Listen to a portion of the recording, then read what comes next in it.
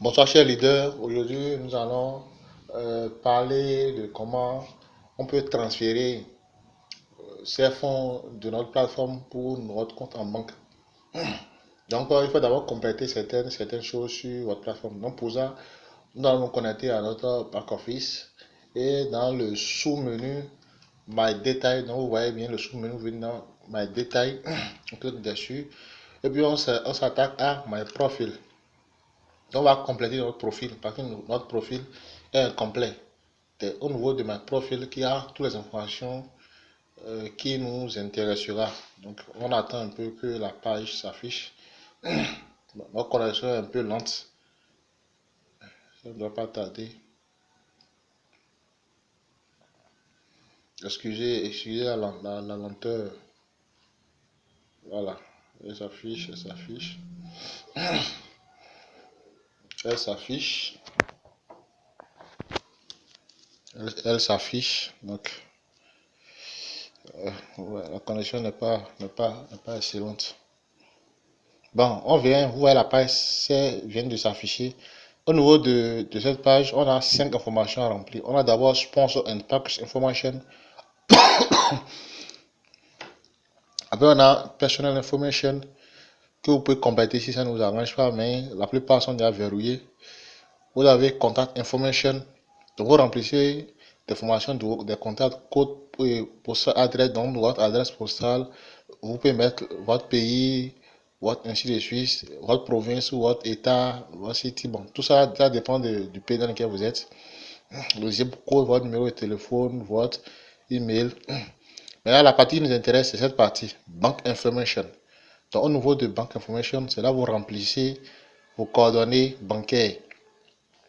On a d'abord Account Holder Name, donc le nom de votre banque. Par exemple, on peut parler de BOA, de Diamond Bank, de NCA Bank, ainsi de suite. Donc, vous mettez le nom de la banque. Vous mettez votre numéro de banque qui est là et compte number. Vous mettez bank name, le nom de la banque. Bon, ici, il y a une différente account holder name et bank name. Account holder name, ça peut être un groupe. Donc, il y a des affiliations. D'accord? Donc, vous mettez bank name et branch name. Donc, si vous ne vous retrouvez pas, vous allez à la banque et vous demandez des renseignements par rapport à ça. Ils vont vous donner chacun des détails relatifs aux dénominations qui sont dans ce formulaire-là. Donc, vous remplissez cette partie.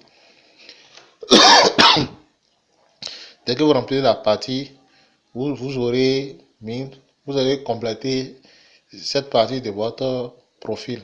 Donc, ça, c'est ce que on souhaiterait vous montrer. Alors que vous allez finir, vous allez mettre votre profil à jour. Hein? Vous mettez votre profil à jour. Je suppose que chez moi, c'est BOA. Donc, je vais mettre BOA. Bon, je ne complète pas le reste, hein. Je fais ça, ainsi de suite, ainsi de suite. Puis je mets mon profil à jour en faisant update. On dit, please correct the following error. Donc, on vous demande de compléter les adresses parce qu'il y a des petits points rouges devant qui vous obligent à remplir chacun des adresses, sinon elles n'accepteront pas. Donc, l'information relative à votre banque est là. Donc, vous devez la remplir.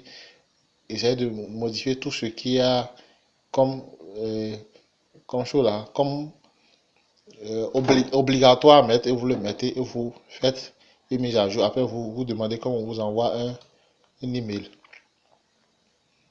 Donc, j'ai demandé comment envoyer un email par rapport au changement que je viens d'effectuer. Donc, ne soyez pas. Donc, on dit email sent successful. Donc, l'email a été envoyé avec succès. Le deuxième sous-menu de ma détail, c'est Welcome Letter. Alors, lorsque vous vous inscrivez, c'est le message qu'on vous envoie. Le deuxième sous-menu, c'est Recept.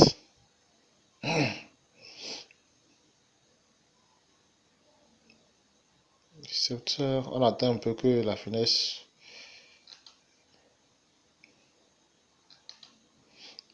Excusez, hein, c'est la connexion qui déconne un peu. Là, c'est le fait que je me suis connecté il y a plus de 10 minutes. De façon générale, c'est la page qui vous permet de dire si l'envoi a été effectué avec un succès ou pas. Donc, tout ce qui a rapport à la banque se retrouve là. Donc, c'est à peu près ça.